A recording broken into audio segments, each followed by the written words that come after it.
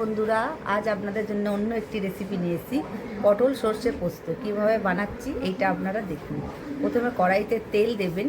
তেলটা যতক্ষণ গরম হবে তার মধ্যে নুন আর হলুদ মাখিয়ে পটলগুলো মাখিয়ে নেবেন।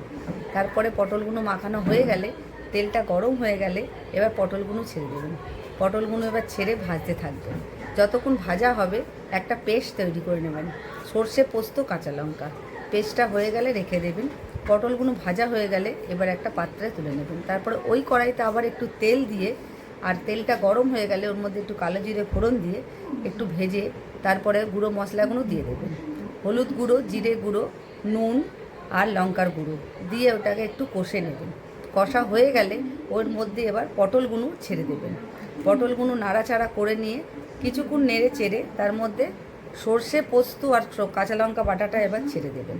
ওইটা এবার নাড়াচাড়া করে এবার পরিমাণ মতো একটু জল দিয়ে এবার এটাকে ফুটতে দেবেন।